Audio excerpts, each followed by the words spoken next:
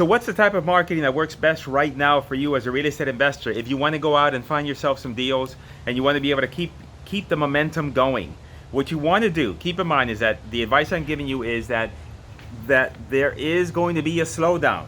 In certain areas, it's not completely grinded to a halt. Like in Florida, as of the date of this video, the governor has said, I'm not going to close the whole state down. I don't believe that the entire state has to be shut down. Like I'm in Broward County. Broward County is one of the counties that are hit with this with the virus in terms of cases, and so is Dade County. But there's other parts of the state that don't have that much, and so not every single state is shutting down.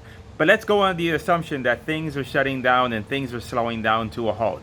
Keep in mind is that unlike 2008, this is not going to last long. In China right now, they are opening things up. The planes, I think they're letting in flights in and out. So we could see it's not like 2008 where you couldn't see where the end was. We can see where the end is.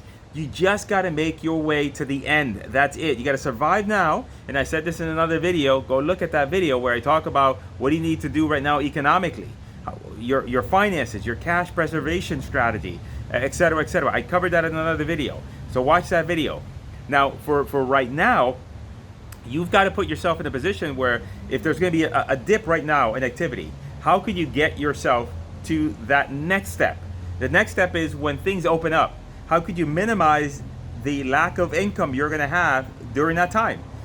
The benefits are enormous right now for you if you stay the course.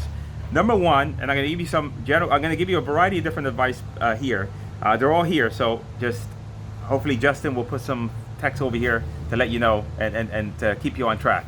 Number one is I would recommend do marketing that has the seller raise their hands and say, yes, I'm interested in speaking with you. I've been reading some of the comments in some of the groups. Some of you are struggling with, you're doing cold calling, text messaging. People are like, look, it's in the middle of a virus. Why are you texting me? You are a parasite to humanity and all kinds of bad stuff. So I can understand why they're doing that, because you're interrupting them. But it's a different situation if somebody raises their hands and say, yes, I am interested in speaking with you. Please, I know that everything is going on, but if you're willing to buy my house, I'm willing to sell you my house. So how do you do that? You do that by using direct mail. You do that by using online marketing like Facebook ads and Google PPC. Those are the strategies I think that you should migrate to in order to get people to raise their hands and say, yes, I'm interested in speaking with you. Number two is when you are speaking with these sellers, make sure that you shave off 10 to 20% off whatever that market value is on the property right now. They're going to take a hit. They know they're going to take a hit. Another difference between now and 2008 is that in 2008, when the market went down, the sellers didn't know that the market had gone down. They were still up here. And then we knew it as investors, but it took a while before the sellers, like 2010-ish, where the sellers realized, oh, I can't get as much money for my house anymore. That's not the case, because right now, the sellers know that the crap hit the fan. And so now they understand that if they're talking to you and they want to sell the house now, they got to come to play.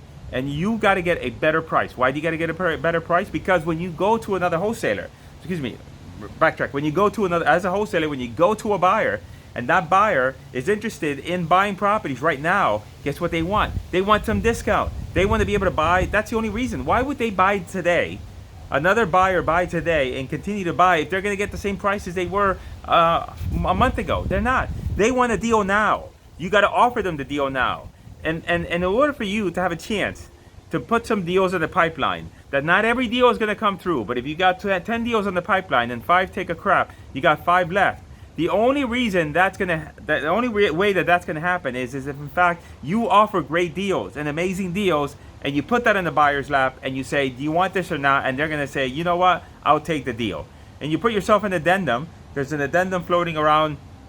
I should probably put a link or someplace where maybe you guys can get access to an addendum you can put with all your contracts. That way you're protected. Maybe I'll do that, and I'll put that in another video where now you're protected. So that way, if the closing is extended, then you still got a contract and you can work through that.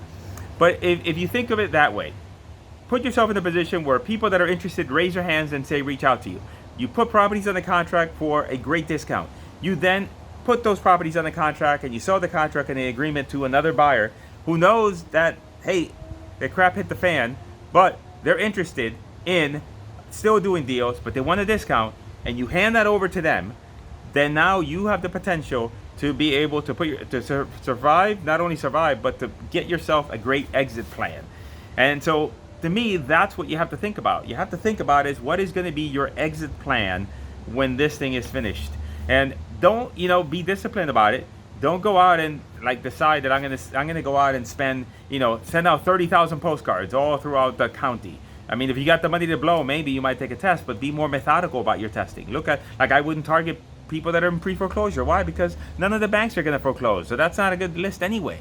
All right. I recommend doing Facebook marketing, doing PPC, which we're just rolling out, and in an effort to get people to raise their hands and say, yes, I'm interested. So anyway, I'm going to do more of these videos. I'm going to make them straight and to the point, going to tell you what's on my mind, going to give you market updates as I see them and help you and put you in a path so that you can be successful, so you can survive, you can prosper, and again, you want this time to be your best opportunity. And the quote that I'll leave you with is that, let this be the moment. Let this be the moment that you become the person that you've always wanted to be.